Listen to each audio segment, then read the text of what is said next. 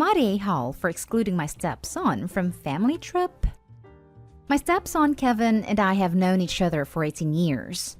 He's 30, and I never hesitated to adopt him because he was just the same as my other two sons. However, after he became 18, he started a new wave treatment. He'd constantly ask me to do things for him and tell me I'm one mistake away from him disowning me if I don't cater to his requests.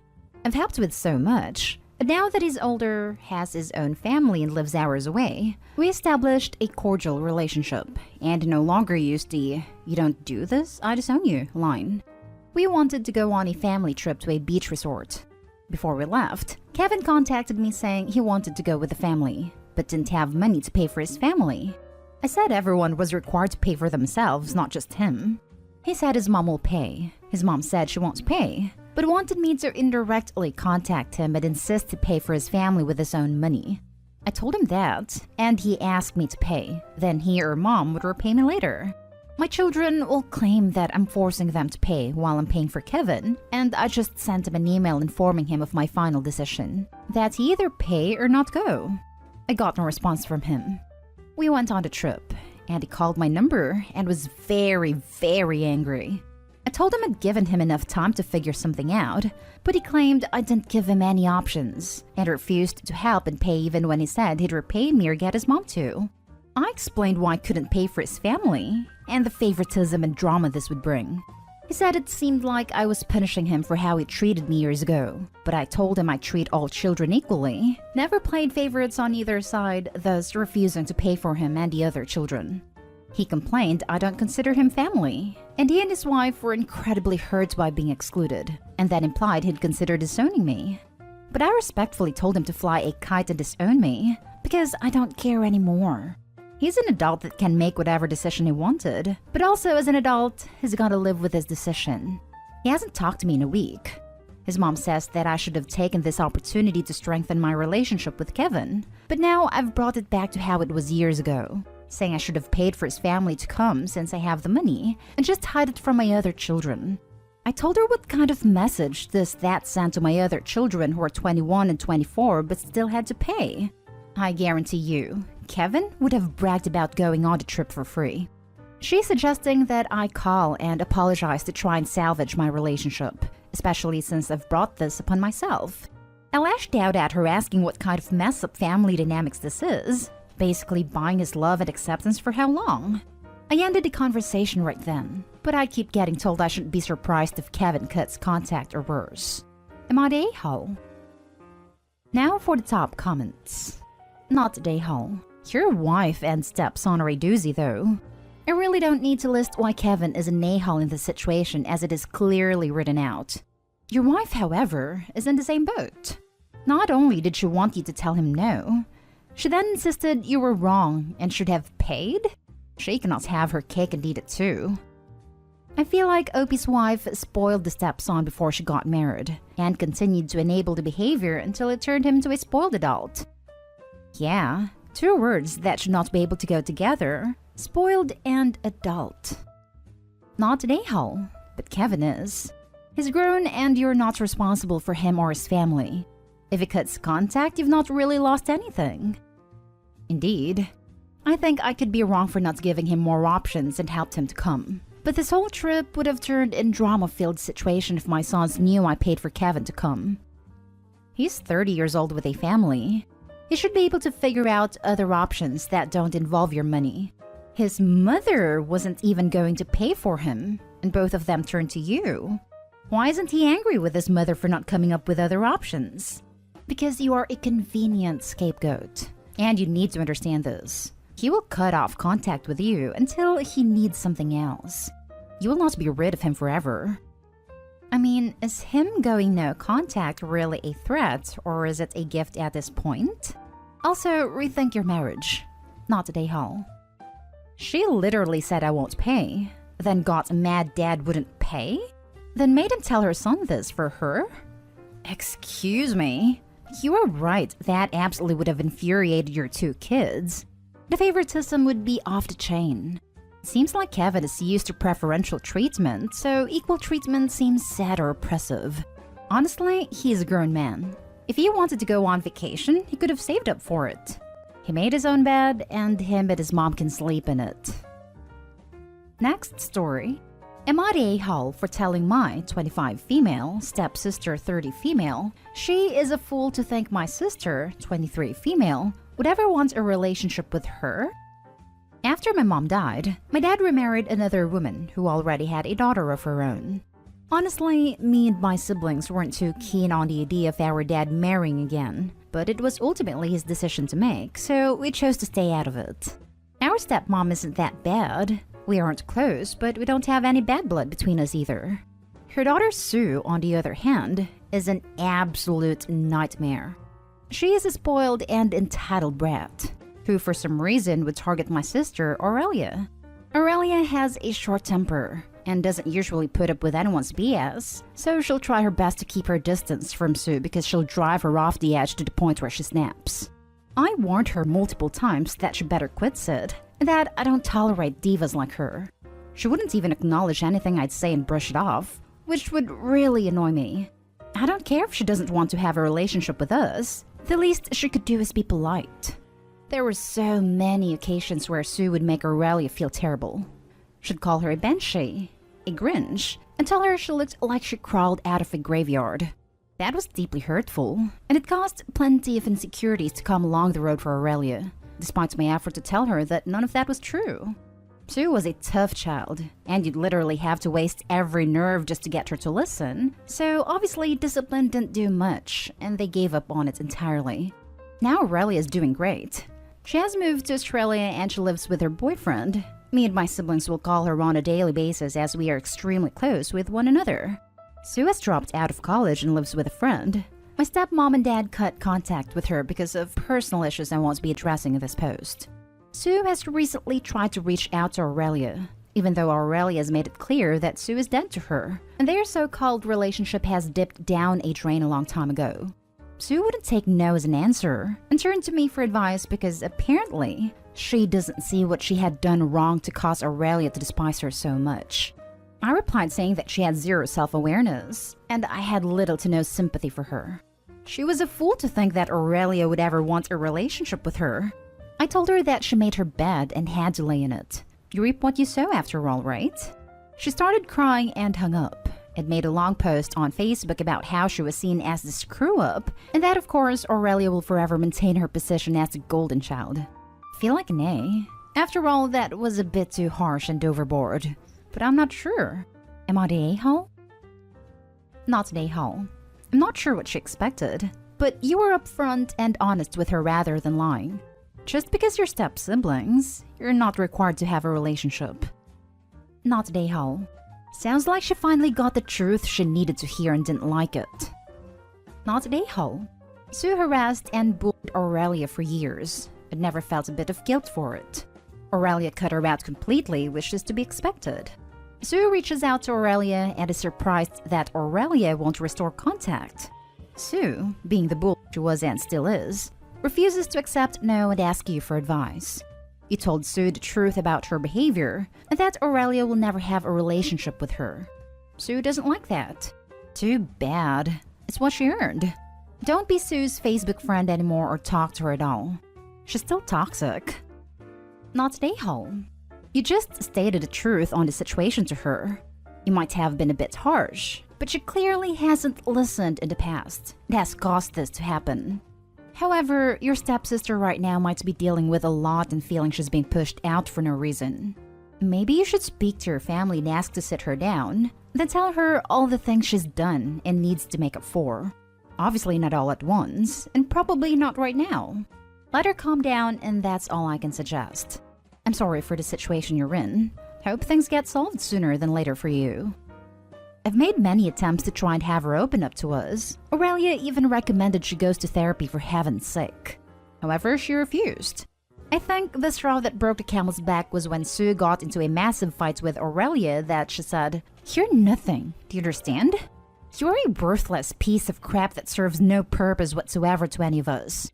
The fight resulted into Sue being grounded for a month, and Aurelia crying and having a meltdown. She didn't come out of her room for the rest of the night, and I've never been so concerned for her well-being. Next story is titled, Am I the a-hole for refusing to be my friend's baby's godfather after I was given a legally binding contract to sign with requirements attached? Short story is, my wife is from another country, and we met a couple in which the husband's wife is from the same country. We are great friends for almost 9 years now, done a lot together, best friends hands down. The husband has no family alive / that talks to him, and the wife obviously only has the husband as her family here in the US. Well, the wife is pregnant with a baby girl. For sake of conversation, we will call her Jane. The husband asked me if I could be Jane's godfather. To note, they're Catholic. I was honored. My friend was thrilled, and the next day, he dropped off an envelope with some papers in it. After he left, I looked and it was a legal contract that I needed to sign in order to be the godfather. Obviously, I thought it was a bit overboard, but gave it a read anyways. It has many things I must do as a godfather, such as I must go to every Catholic event in which Jane attends, such as christening, confession, confirmation, etc., which I know are normal events for a Catholic child's life. Not a big deal.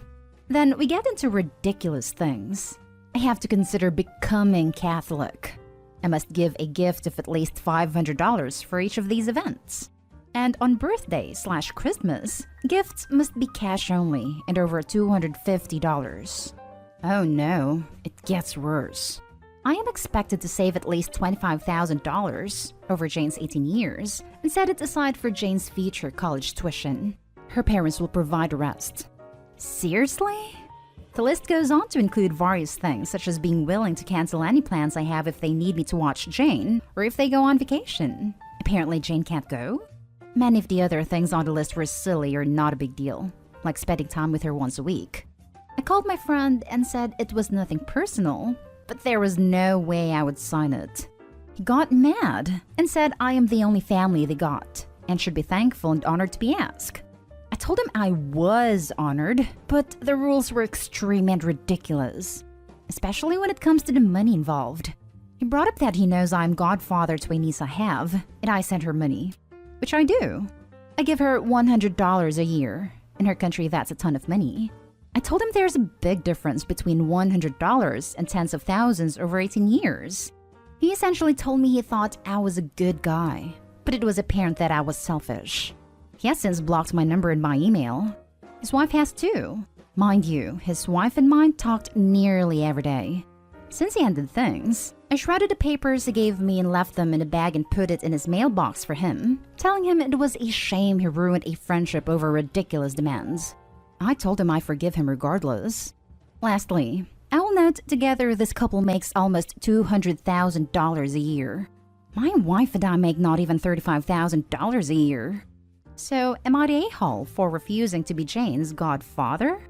Added information below. I should add that while I don't know what the wife's involvement in the contract was, many people that come from her country tend to be married to, let's say, wealthier men here. So they tend to live lavish lives and spend a lot on their kids. Some tend to also look down on small gifts. For example, if you don't have a Michael Kors purse, they judge you. So maybe the money thing was the wife's idea. If someone wants to spend a ton of money, that's up to them. But I don't want to spend a ton of money on a child that isn't even mine.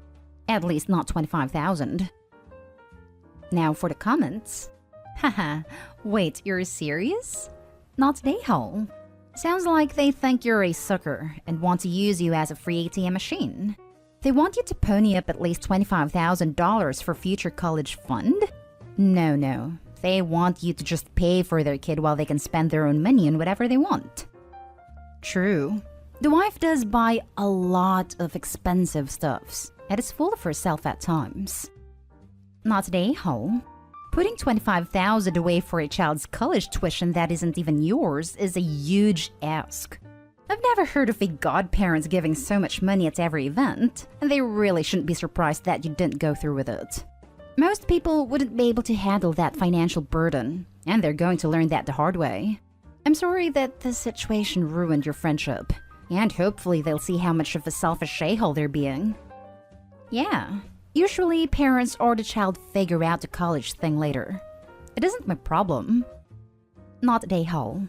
Holy cow! This may be a serious cultural difference, but how in the world are you supposed to save that amount of money for someone else's kid? That's just a crazy demand. And the whole thing is completely out of whack with societal norms. Putting the shredded thing in his mailbox was an a-hole move on your part, and certainly didn't help calm things down. But you are not being selfish. You are being realistic. For them to put financial demands on your family like this shows an incredible lack of awareness on their part. There is no way you could be her godfather. Not unless you want your life dictated by this rule. I remember my grandmother would give me $100 savings bonds every Christmas for my future. $25,000 though? No. I do agree shredding it wasn't the best idea. Especially if they ever decide to apologize and want to be friends again. Now for the last story. Am I the a-hole for not wanting my dad's wife to refer to me by name or as her bonus kid in interviews? Just joined Reddit to get some perspective on this. I'm 29 female and my parents divorced when I was 15. My dad remarried when I was 20, and his new wife, Laura, is a sort of famous radio profile in our country. Laura is occasionally interviewed by newspapers or other media, and she's often asked about her home and love life. Which would be normal and perfectly fine, if not for how she consistently refers to myself and my older siblings by our full names and as her bonus kids. Problem is, our last name is unique. If you meet a person with that last name, then that person is 100% related to us. We are, in short, extremely easy to find, which makes this doubly uncomfortable. I've had people contact me on Facebook asking if I know Laura, or what it's like to live with her, and all kinds of outright invasive questions. My sister has looked up the law on name changes to see if she can take our grandmother's maiden name just to avoid all of this. And I'm considering taking my fiancé's name when I get married. Laura always had a habit of acting like our mom, which is frustrating and annoying at best, and downright insulting at worst, since our mom is very much alive and in our lives. My sister and I always said we were uncomfortable with that, and Laura never listened. After the first interview, we told her also that we didn't want to be referred to as her bonus kids, because we're adults and don't like to be referred to like we're kids. Laura still doesn't listen, and I'm fed up. I've moved to a different country fairly recently, and I've stopped talking to Laura at all. I still talk to my dad, and he has been reproachful about how I won't talk to his wife. I've told him that if she stops mentioning our names in interviews and stops acting like we're her 10-year-old babies, I'll talk to her. It's not unreasonable to not want my privacy broken, and I don't really feel guilty. But am I the a-hole for not wanting her to keep doing this or for not talking to her? Not the a-hole. But personally, I would have started answering all those fans' questions after she didn't listen the first time. Hell, I'd have started a YouTube channel and started calling her out and giving out her personal activities. This right here. Oh yes, I know Laura. You can reach her at... Not the a-hole. You tried telling her and she didn't listen, so that's on her. Your request is reasonable as it's having real-life consequences and affecting your personal life. Not the a-hole. But damn, step-parents can't win. If they don't acknowledge their step-kids like they acknowledge their bio-kids, it's an issue. And if they do, it's an issue. I'm sure she annoys her bio-kids as well, and she's just trying to share the annoyance, lol. You have a right to privacy, but I can't imagine getting cut off for wanting to shout out my step-kids that I'm probably proud of. I wish she had married into a family with kids that appreciate her for the quirky person she is. Not the a-hole. The petty/malicious/vindictive part of me would call her up during her radio show and let her whole fan base know she's ignoring your wishes to not be mentioned. Sounds like you're not in the US. Can you send her a cease and desist letter? And don't even say who you are, Opie.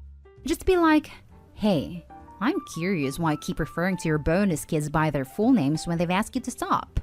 Chances are she'll recognize your voice and figure out what's up, but then you can just play dumb.